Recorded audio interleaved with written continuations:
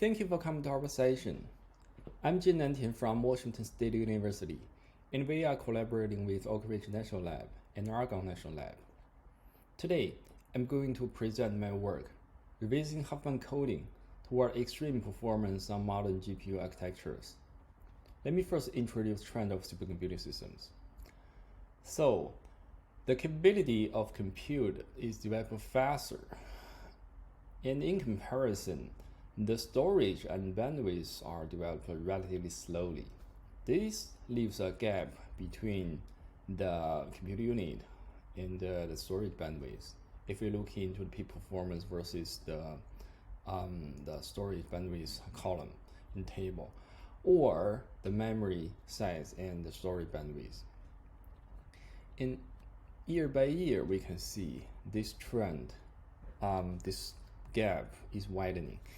And even if we look into the newer supercomputing systems, the problem still persists because today's scientific research is data-driven at a really large scale, from simulation or instruments.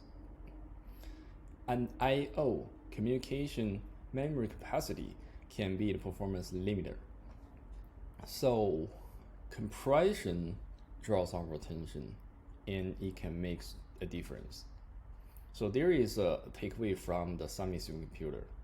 The rate of data that can be computed on the Summit computer is 5 orders of magnitude greater than bandwidth of its parallel file system can handle.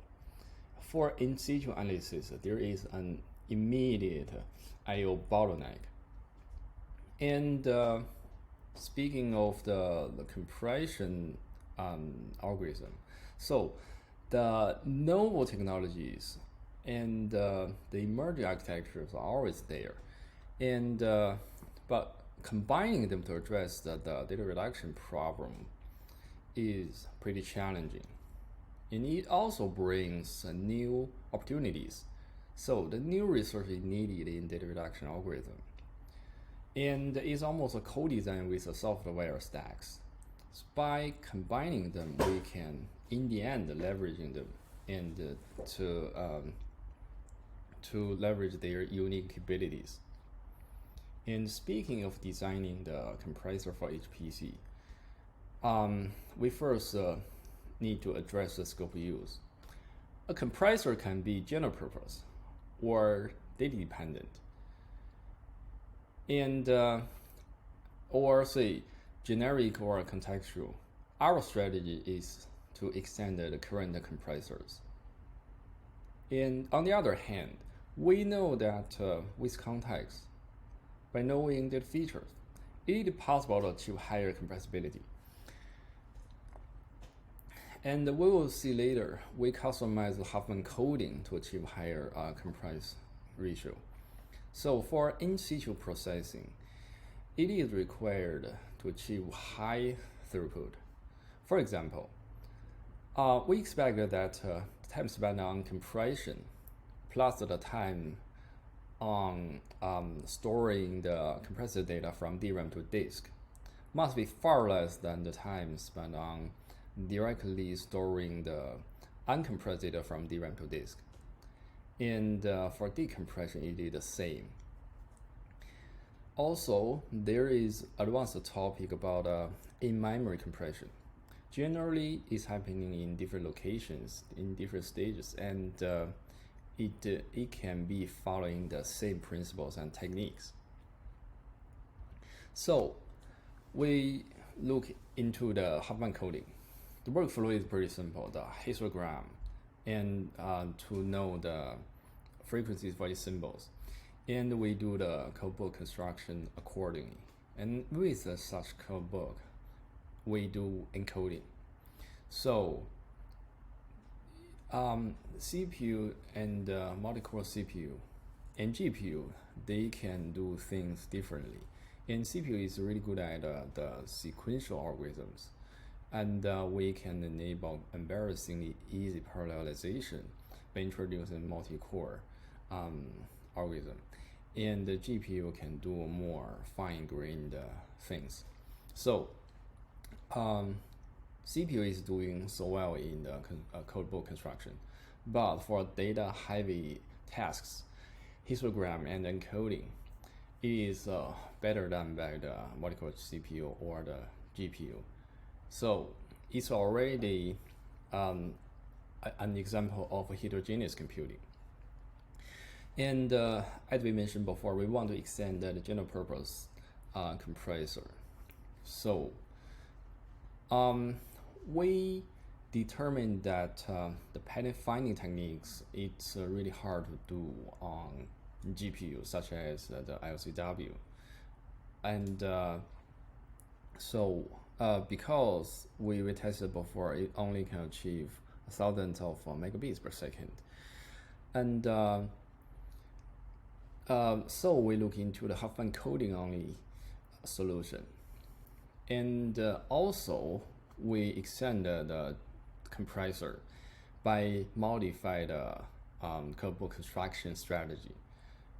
We enumerate our symbols, and we introduce a multi-byte symbol technique.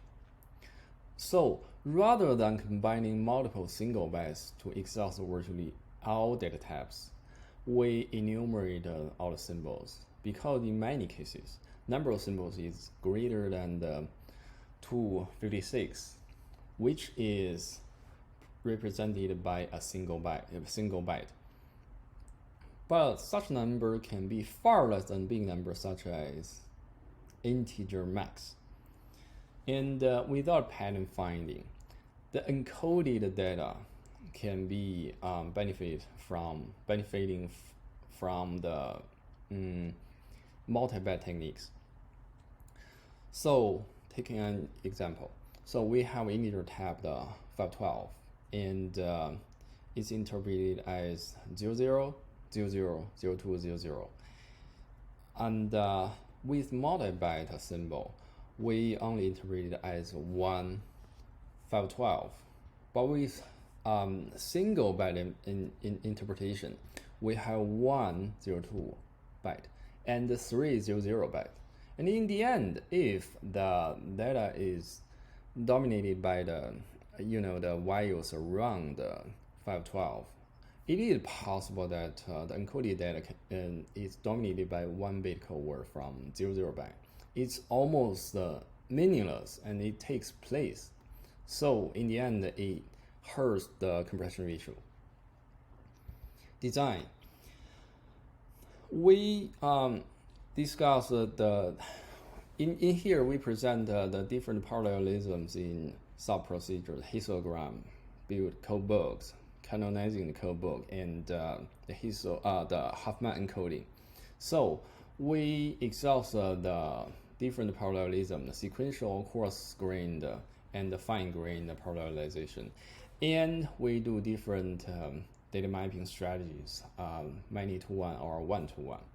And we exhaust all the possible parallelization primitives.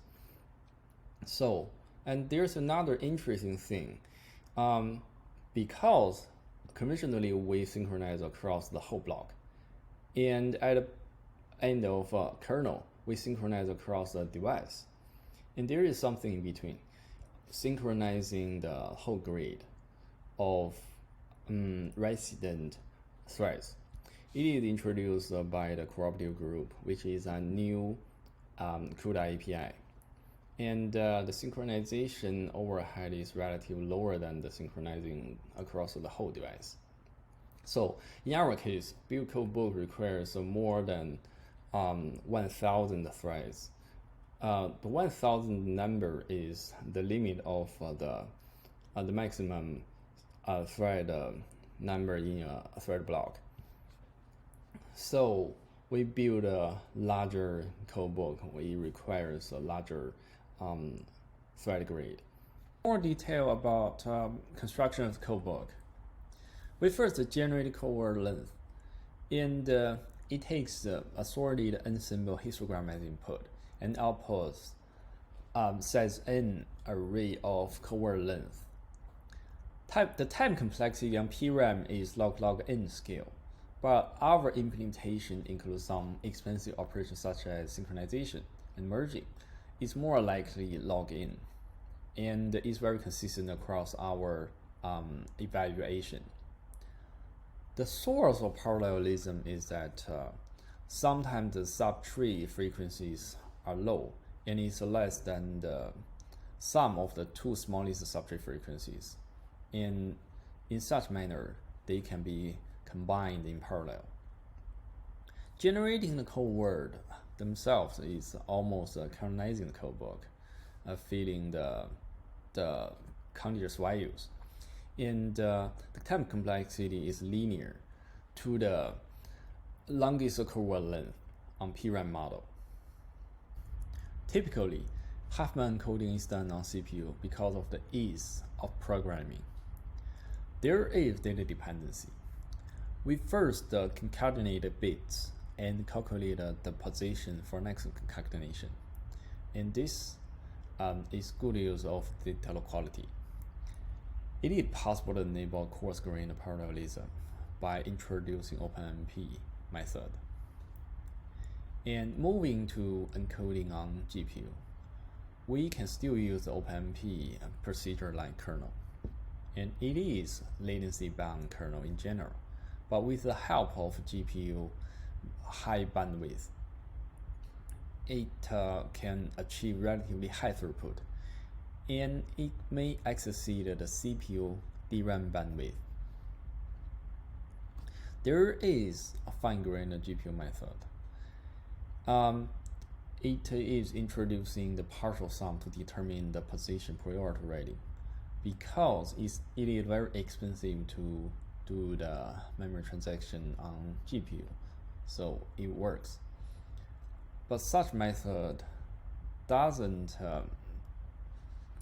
take compressibility into consideration, and it can affect the performance. On the other hand, direct writing to assign the position can be inefficient. So the multiprocessor registers are mostly 32-bit, while the average bit width is low, from 1 to 5 bits in general. So there are more transactions and multiple iterations. And the variable length makes the irregular access. Still, on GPU, it is very important to do the coalescing accessing the shared memory. So here comes our method. Our method addresses two issues: the register underuse and the bitwise irregular access.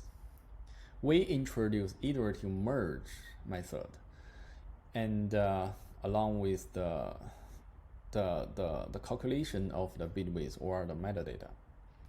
Given two code and its length tuple, AL at 2k and AL at 2k plus 1, we merge them by concatenating the bits and summing up the length.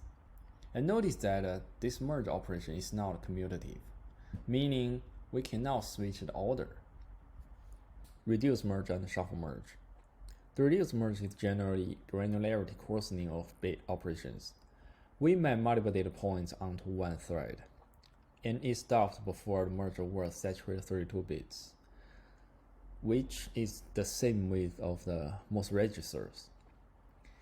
And averagely speaking, for example, when it's 17 bits, there is no chance to merge one more time. So after saturating, we do the shuffle merge.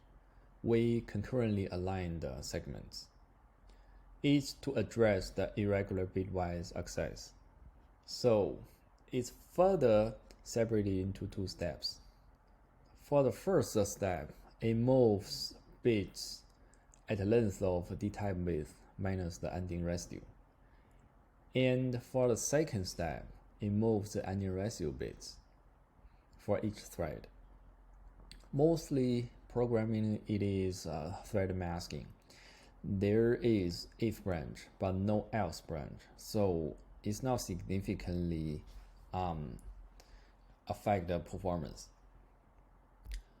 In retrospect of our throughput-oriented design, we find that the performance is impacted by the intrinsic data feature, specifically compressibility. It is to what extent we can compress the data, and it is instantly known after we do histogramming step or after we construct the codebook. Our method generally translated the throughput impacting compressibility into the number of reduced merge iterations. So it's about making decision. So suppose we have average bit width at 2.1. It is above 2 but less than 4. So we can do 3 time reductions and so on and so forth. By affecting performance, here's the table. We separate the data into different magnitude, and we do the different reductions times. So in the end, we find the sweet point on V100 and RDX 5000 is we have less data chunk, and we reduce by 3 times. And here's a sample data from NICS Quant. The average bit width is 1.27, and it achieves at most over 300 gigabits per second. Next, evaluation. We evaluate our algorithm on TACC platforms. 2 of them, Longhorn and Frontera. Longhorn features V100. It is a top-tier GPU then, and it features HBM2 high bandwidth memory at 900 gigabits per second. And Frontera features RTX 5000. We also set the compression baseline using the multi-byte codebook technique enabled compressors. There is existing compressor called SC featuring such technique, and by this, it can achieve really high compressibility. And we also have the OpenMP prototype just for fair comparison. And there is a CUDA implementation of SC algorithm. So the CUDA has fine-grained histogramming kernel, and we continue using that. And codebook is done sequentially on GPU. And encoding kernel is not fine-grained. It is OpenMP style. The tested datasets include single and multi-byte datasets. For single byte-based datasets, we have Wikipedia English dump, chemical database of structure, medical image, and the sparse matrix. For multi-byte-based datasets, we have the integer type intermediate error control code from QSC on NICS data. It's called a NICS Quant, and it's using, for example, 1000 symbols. And we pulled some DNA data from Jieyang. And from the concept of K-mer, we combined the sequence of 3 nucleotides and 4 and 5 of them, and test on the symbols whose number are over 256. Next, the evaluation on codebook construction, OMP versus CPU. So we also include the synthetic data. It's normally distributed histogram with 16,000 to 64,000 symbols. And by comparison, serial construction on CPU really excels when the symbol number is small. Only when the symbol number is beyond 32,000, OpenMP can overcome the overhead. Next, constructing on GPU. We use the QSCC serial construction on GPU as baseline.